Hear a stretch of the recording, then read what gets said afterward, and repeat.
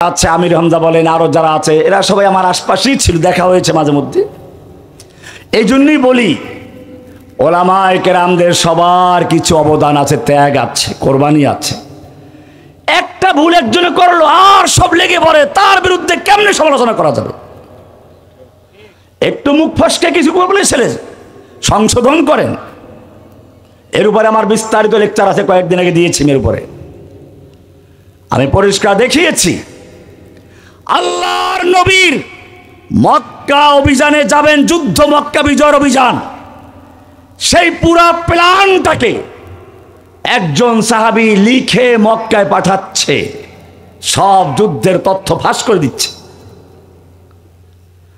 আল্লাহর নবীকে আল্লাহ জানিয়ে দিলেন একটা মহিলা মক্কার সব লোকদের কাছে যাচ্ছে, আপনার মক্কা অভিযানের সব তথ্য সব লেখা আছে, নিয়ে যাচ্ছে। আল্লাহর নবী আলী রাদিয়াল্লাহু তাআলা আনহুকে এবং সালামা ইবনে আকওয়া দুজন খুব দ্রুতগামী ঘোড়া চালাতে পারে যারা, দুজন সাহাবীকে ডাকলেন, ডেকে বললেন যাও দ্রুত চলো, রাউজাতুল খাখ নামক জায়গায় গেলে ওখানে একটা মহিলাকে দেখতে পাবে, উঠে যাচ্ছে, ওর কাছে চিঠি আছে, নিয়ে আসো। সাহাবী দুজন দ্রুত চলে গেলেন, গিয়ে দেখলেন ঠিকই আল্লাহর নবী যেই জায়গার কথা বলেছেন ওই জায়গা দিয়েই একটা মহিলা টুকটুক করে যাচ্ছে মক্কার দিকে। ধরে ফেললেন, দাও, তোমার কাছে একটা চিঠি আছে, গোপন চিঠি, বের করে দাও। মহিলা বলল, না আমার কাছে কোনো চিঠি নাই। আলী বললেন রাদিয়াল্লাহু তাআলা আনহু, আল্লাহর নবী বলেছেন তোর কাছে চিঠি আছে, বের করে দিবি, নইলে জামনে বের করতে তেমনি বের করবো, নবীর নির্দেশ। মহিলা বুঝলো যে প্রয়োজনে কাপড় খুলতেও ছাড়বে না, জায়েজ আছে। গোয়েন্দাগিরি যদি করে কেউ সেক্ষেত্রে ভিন্ন বিষয়। মহিলা চুলের খোপার ভিতর থেকে চিঠি বের করে দিল, ওনারা নিয়ে চলে গেলেন মদিনায়। আল্লাহ নবী অপেক্ষায় আছেন, সাহাবারাও বসে আছে, আপনাদের মতো বসে আছে। যেই লোকটা এই চিঠি লিখেছে সেও এখানে বসে আছে। আল্লাহ নবীর কাছে চিঠিটা হাজির করা হলো, নবী পড়লেন, লেখা আছে মিন হাতিব ইবনে আবি বালতাআ ইলা সানাদিদ কুরাইশ। হাতিব ইবনে আবি বালতাআর পক্ষ থেকে মক্কার নেতৃবৃন্দের কাছে, নিশ্চয় মুহাম্মদ সাল্লাল্লাহু আলাইহি ওয়াসাল্লাম মক্কায় বড় ধরনের হামলা করবেন, এই প্রস্তুতি আছে, এইভাবে হামলা করবেন, তোমরা আগেই প্রস্তুতি গ্রহণ করো। এই চিঠি গেলে কি হইতো? যুদ্ধ জয় হয় গোয়েন্দাদের কারণে, অস্ত্র দিয়ে যুদ্ধ জয় করা যায় না। গোয়েন্দা তথ্য ফাঁস হয়ে যাচ্ছে, ধরে আনা হলো। ওমর তো নাম শুনে দাঁড়িয়ে গেলেন, ইয়া রাসূলুল্লাহ, তলোয়ারটা বের করলেন, দানি আদ্রিব উনুকা হাযাল মুনাফিক, এই মুনাফিক এখন আপনার সামনে বসে আছে, মাথার সঙ্গে দেহটা আসে একসাথে, এখনো মাথাটা আছে, হুকুমদার গর্দানটা উড়িয়ে দেই। আল্লাহর নবী বললেন, ওমর তুমি কি জানো না সে বদরি সাহাবী? তুমি কি জানো না সে একজন বদরি সাহাবী? তার মানে কি? তুমি মুনাফিক বলেছো, সেটা আল্লাহ নবী বলেন না, ভুল বলেছো। বলেন নাই তওবা করো, কেন মুনাফিক বললাম মুমিনকে? কারণ কাজটা মুনাফিকি কাজই হয়েছে। কিন্তু এখানে বিষয় অন্যটা। আল্লাহর রাসূল সাল্লাল্লাহু আলাইহি সাল্লাম বলছেন, তুমি কি জানো না সে আহলে বদর, বদরে যুদ্ধ করেছে সেই সাহাবীদের একজন। লাআল্লাল্লাহ ইত্তালা আলা আহলে বদর, আল্লাহ হয়তো উকি মেরেছেন বদরি সাহাবীদের দিকে, ফাকালা ইমালু মা শিতুম কাদ গাফারতু লাকুম, আল্লাহ বদরি সাহাবীদের দিকে উকি মেরেছেন আর বলেছেন তোমরা যা ইচ্ছা তাই করো, আমি তোমাদের ক্ষমা করে দিলাম। এ তো সেই বদরি একজন সাহাবী। এত বড় অন্যায় আল্লাহর নবী সেটা ক্ষমা করে দিলেন কেন? অবশ্য সেই সাহাবীকে পরে বলার সুযোগ দিলেন, তুমি এই কাজটা কেন করলা? সে একটা কারণ বয়ান করেছে। আমার বলার উদ্দেশ্য হচ্ছে এই, আল্লাহর নবীর মক্কা অভিযানের পুরা তথ্যগুলো লিখে ফাঁস করে দিচ্ছিল। সেই রকম একটা বড় অন্যায়টাও মাফ হয়ে গেল। কি কারণে? বদরি সাহাবী। এই কারণে যে সমস্ত ওলামায়ে কেরাম কারা নির্যাতিত হয়েছেন, কারা ভোগ করেছেন, জেনে রাখবেন কারাগারে ওই লোকদেরকেই নেওয়া হয় যাদের জালিম শাসক পছন্দ করে না। আমি বলে থাকি, আপনারা খাঁচায় বন্দি করে পাখি পালেন না? পাখি, যেই পাখির ভালো আওয়াজ আছে, গান গাইতে পারে, তোতা পাখি, অথবা যেই পাখির রূপ আছে, ময়ূর পাখি, যেই পাখি গান গাইতেও পারে না, রূপও নাই, কাউয়াকেও খাঁচায় পালে? কাউয়াকেও খাঁচায় পালে? দেখবেন যখন ওলামায়ে কেরাম জেলে যায় তখন দরবারি এক দল আলেম তৈরি হয়ে যায়, বলে অমুক হুজুরের বদদোয়ায় জেলে গেছে। এই বেটা, আল্লাহর নবী ইউসুফ আলাইহিস সালাম জেলে ছিলেন, কোন পীরের বদদোয়া ছিল? কোন হুজুরের বদদোয়া ছিল? আল্লাহর নবী নিজে 3 বছর পর্যন্ত সে আবি তালেবে বন্ধ ছিলেন, তাকে অবরুদ্ধ করে রাখা হয়েছিল। কার বদদোয়া লেগেছিল? যখন ওলামায়ে কেরাম বিপদে পড়ে, নির্যাতিত হয়, তখন একদল লোক সেই সুযোগ নেয়। আবার যখন মুখ ফসকে কোনো ভুল করে বসে, সংশোধন করে দাও, সেটা না করে তার সমালোচনা করতে গিয়ে দুশমনদের হাতে অস্ত্র তুলে দেয়। দুশমন তো এই সুযোগটাই তালাশ করে। আপনারা দেখবেন ওরা কত ধর্ষণ করে, ওরা ক্লাবে মেয়ে লোকটি ধরা পড়ে, হোটেলে ধরা পড়ে, এটা নিয়ে কোনো লেখালেখি হয় না। আর মামুনুল হক সাহেব নিয়ে গেলেন, তার হয়তো স্ত্রীকে নিয়ে গেছেন, সেটা নিয়ে পুরা দুনিয়া তোলপাড় করা হয়েছিল। আবু তোহা আদনান কি করেছে, তার বউ কি করেছে, এটা নিয়ে মিডিয়া কি সরগরম হয়ে গেছে। তবে ওলামায়ে কেরামদেরও সাবধান থাকতে হবে, ওলামায়ে কেরামদেরও সাবধান থাকতে হবে। স্ত্রীকে সম্মান করতে হবে, স্ত্রীর জায়গায় রেখে। স্ত্রীকে ভাইরাল করবেন, ভাইরাল হলে স্ত্রী তো যা ইচ্ছে তাই করবি, সুযোগ পেলে ছাড়বে নাকি? আল্লাহ তাআলা মেয়ে লোকদেরকে তালাক দেওয়ার ক্ষমতা দেয় নাই, কেন জানেন? এই কারণেই, যদি মহিলাদেরকে তালাক দেওয়ার ক্ষমতা দেওয়া হতো, স্বামীকে দিনে 10 বার তালাক দিত। তালাক দেওয়ার ক্ষমতা ওই রকম নাই, আছে তালাক দেওয়ার ক্ষমতা আছে, খোলা করার ক্ষমতা আছে, সেটা ভিন্ন বিষয়। মাসলা আমি বলতে যাচ্ছি না। আমি বলছিলাম, আজকে যারা এই বিভিন্ন শাসকদের হুকুম পালন করে, বসদের হুকুম পালন করে, আল্লাহর হুকুমকে অমান্য করে, তাদের রব আল্লাহ না, তাদের রব হচ্ছে এই লোকগুলো।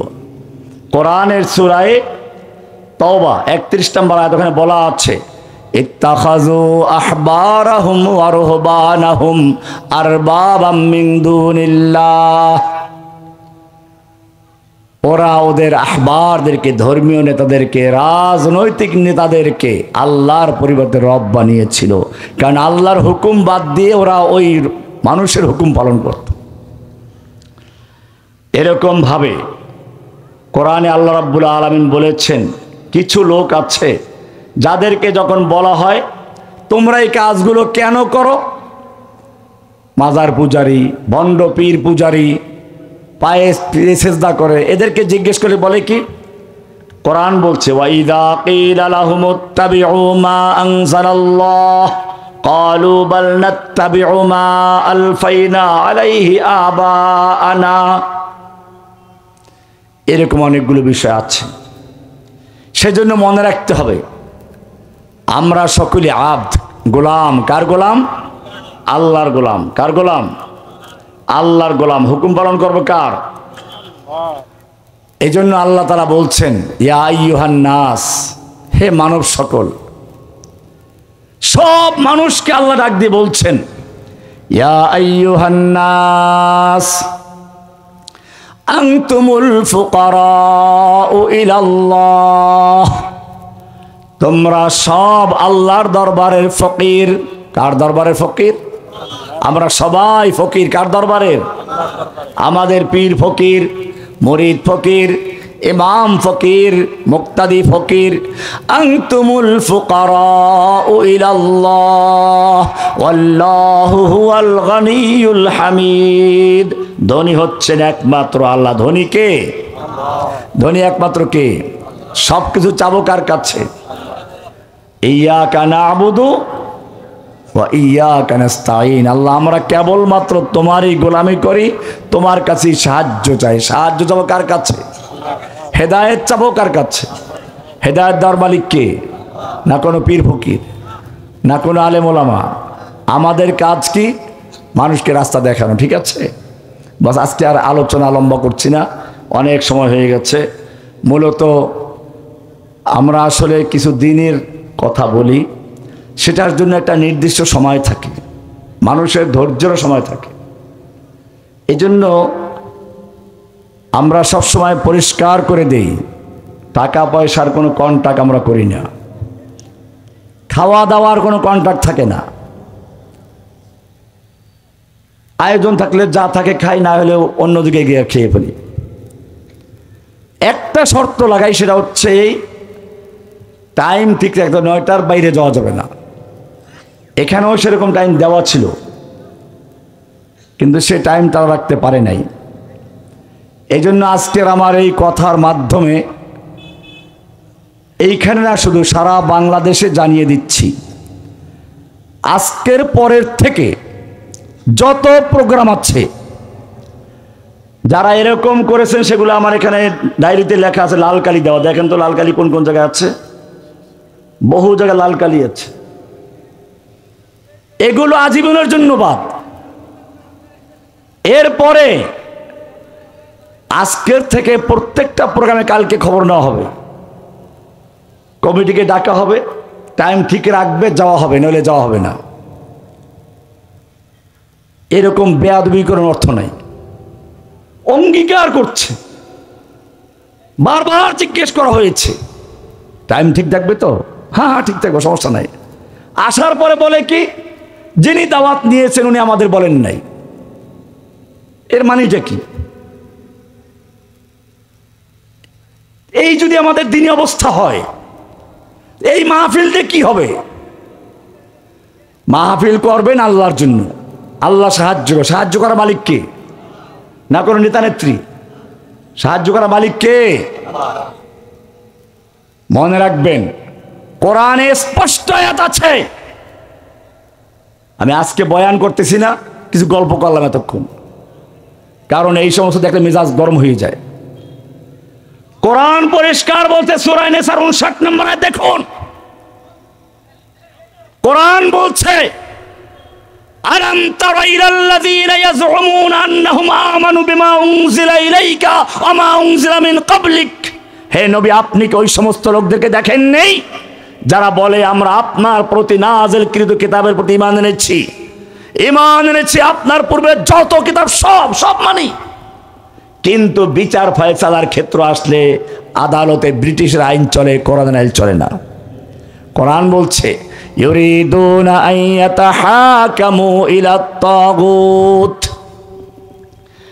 ওরা যদিও দাবি করে কোরআন মানি, কিতাব মানি, আসমানি কিতাব সব মানি, কিন্তু যখন বিচার ফয়সালার ব্যাপার আছে, শাসন করার ব্যাপার আছে, তখন তারা আল্লাহর হুকুম মানে না, আদালতে চলে না, সংসদে চলে না, ব্যাংকে চলে না। ইউরিদুনা আন ইয়াতাহাকামু ইলাত তাগুত ওয়া ক্বাদ উমিরু আন ইয়াকফুরু বিহি ওয়া ইউরিদুশ শাইতানু আন ইউদিল্লাহুম দালালাম বাঈদা। এরা আল্লাহর হুকুম মানে না, আদালতে চলবে না, খালি কোরআন মসজিদে থাকবে।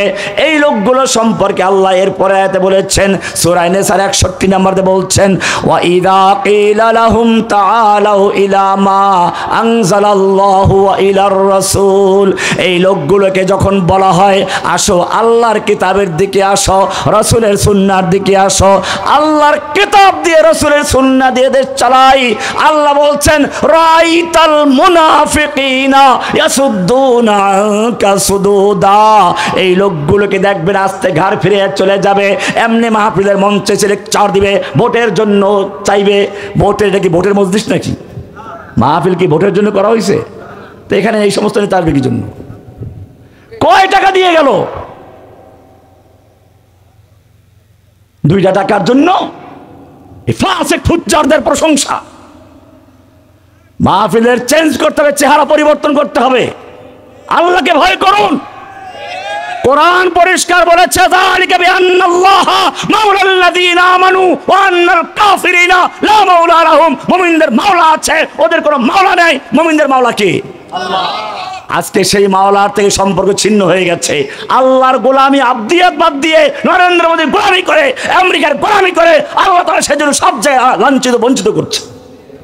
আজকে ফিলিস্তিনে মার খাচ্ছে কেন? কাশ্মীরে মার খাচ্ছে কেন? আরাকানে মার খাচ্ছে কেন? এক সমস্যা সব জায়গাতে। আল্লাহ অর্থ দিয়েছিলেন, শক্তি দিয়েছিলেন, জনশক্তি দিয়েছেন, কিন্তু সেই মুসলমান থর থর করে কাবে গোলামি করে ইহুদি খ্রিস্টানদের। এই জন্য কোরআন বলছে, তোমরা ওদেরকে যতই আহ্বান করো, ওদের সম্মান দাও, ওরা কখনোই আল্লাহর দ্বীনকে পছন্দ করবে না। এই জন্য ইসলামী দলগুলোকে বলবো, আপনারা যতই এদের সাথে একজোট হন, আপন হন, কখনো এই লোকগুলো আপনাদেরকে ছাড় দিবে না। সেটা হাসিনাও দিবে না, অন্যরাও দিবে না। দেখেন না জামাতের বিরোধিতা করে কি জন্য? এখন জামাত এখন সবচেয়ে শক্তিশালী, সেজন্য। জামাত বাদ দিয়ে আপনি ওই জায়গায় যান, আপনার একই অবস্থা হবে। আমিরে মুআবিয়া রাদিয়াল্লাহু তাআলা আনহুর সঙ্গে আলীর যুদ্ধ হচ্ছে, যুদ্ধ। সেই সময় রোম সম্রাট চিঠি লিখছে কার কাছে? আলীর, মুআবিয়া রাদিয়াল্লাহু কাছে। মুআবিয়া, আমরা শুনতে পেলাম তোমার আমিরুল মুমিনিন আলী তোমার বিরুদ্ধে যুদ্ধ করছেন, তোমার সাথে অন্যায় ব্যবহার করা হচ্ছে। তুমি যদি চাও, রোম সম্রাট তার পূর্ণ শক্তি দিয়ে তোমাকে সাহায্য করার জন্য প্রস্তুত। কে প্রস্তুত? কে? রোম সম্রাট, এখনকার আমেরিকার মতো। আলী রাদিয়াল্লাহু তাআলা আনহু কি করেছিলেন? বলে ভালো কথা, আলীকে মারাই দরকার নাকি? ইতিহাস পড়ুন। আলী রাদিয়াল্লাহু তাআলা আনহুর হাতে যখন এই চিঠি পৌঁছলো, তিনি বললেন, উত্তরে লিখতেন, ইয়া কালবার রোম, ওহে রোমের কুকুর, রোমের কুত্তা, আমার সঙ্গে আমার আমিরুল মুমিনিন আলীর সঙ্গে যুদ্ধ হচ্ছে। এই সুযোগ নিয়ে মুসলিম ভূখণ্ডে আক্রমণ করার চিন্তা করছিস? জেনে রাখবি, যদি এই সুযোগ নিয়ে মুসলিম খেলাফতের দিকে, মুসলিম ভূখণ্ডের দিকে এক কদম বাড়াও, আলীর পক্ষে যুদ্ধ করতে গিয়ে প্রথম যেই লোকটা জীবন দিবে সেই লোকটা আর কেউ না, সেই লোকটা আমিরে মুআবিয়া রাদিয়াল্লাহু তাআলা আনহু। কাজে মনে রাখতে হবে, আমাদের পরস্পরে বিভিন্ন মতপার্থক্য থাকতেই পারে, কিন্তু আমাদের নিজেদের মধ্যে পার্থক্য যে কারণে, ওদের সাথে পার্থক্য সেই কারণে নয়। আমাদের পারস্পরিক বক্তব্য হচ্ছে, পার্থক্য হচ্ছে বিভিন্ন মাসলা মাসায়েলের কারণে, বিভিন্ন মতের কারণে, আর ওদের শত্রুতা পুরা ইসলামের সাথে। সেজন্য মনে রাখতে হবে,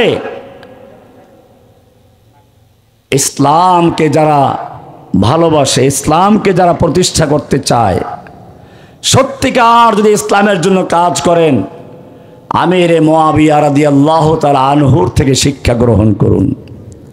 দুশমনরা সুযোগ নিয়ে চাবে বিচ্ছিন্ন করতে, কিন্তু খবরদার, দুশমনদের ফাঁদে পা দেওয়া যাবে না। আমাদের ইজ্জত দেওয়ার মালিক কে? না নরেন্দ্র মোদী, না আমেরিকা। কোরআন পরিষ্কার বলছে, আল্লাযীনা ইয়াত্তাখিযুনাল কাফিরিনা আউলিয়া মিন দুনিল মুমিনিন, যারা মুমিনদের পরিবর্তে কাফেরদেরকে বন্ধু বানায়, কাফেরদেরকে অভিভাবক বানায়, তাদের দরবারে ঘুরঘুর করে, আল্লাহ বলছেন আইয়াবতাগুনা ইনদাহুমুল ইজ্জাত, ওরা কি ওদের কাছে ইজ্জত সম্মান চায়, পাওয়ার চায়? ইজ্জাতের দুই অর্থ, কয় অর্থ? আজিজ, আল্লাহর একটা নাম আছে না আজিজ। আজিজ মানে কি? আজিজ অর্থ কি? আজিজ বলে দুইটা জিনিসের নাম। কয়টা জিনিসের নাম? একটা হলো পরাশক্তি আছে, আর এক হলো সম্মান আছে। কয়টা জিনিস?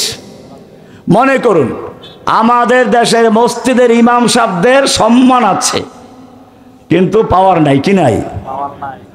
আবার থানার ওসির পাওয়ার আছে, সম্মান নাই। আর এই পাওয়ার এবং সম্মান দুইটা যার কাছে থাকে তাকে বলা হয় আজিজ। কি বলা হয়? ইয়াসিন ওয়াল কুরআনিল হাকিম ইন্নাকা লামিনাল মুরসালিন আলা সিরাতিন মুস্তাকিম তানজিলাল আজিজির রহিম। ইন্নাকা লামিনাল মুরসালিন, তোমার ভয় পাওয়ার কোনো প্রয়োজন নাই, তুমি প্রেরিতদের একজন, এমনি এসো নাই। তানজিলাল আজিজির রহিম, মহাপরাক্রমশালী, মহা ক্ষমতাধর, মহা সম্মানের অধিকারী আল্লাহর পক্ষ থেকে নাজিলকৃত। ইজ্জতের মালিক কে? ইজ্জত চাবেন কার কাছে? এটাই কোরআন বলছে আইয়াবতাগুনা ইনদাহুমুল ইজ্জাহ। ওরা কি এই সমস্ত কাফের মুশরিকদের কাছে ইজ্জত সম্মান চায়, পাওয়ার চায়, শক্তি চায়? ফাইনাল ইজ্জাত লিল্লাহি জামিআ, গোটা ইজ্জত সম্মান পাওয়ারের উৎস হচ্ছেন কে? আল্লাহ। ইজ্জত দেওয়ার মালিক কে? সাহায্য করার মালিক কে? কাজী সত্যিকার যদি ইসলামের জন্য কাজ করো, সত্যিকার যদি কোরআনকে ভালোবাসো, কোরআনের মাহফিল সারা দেশে ছড়িয়ে দাও। সাহায্য করার মালিক কে?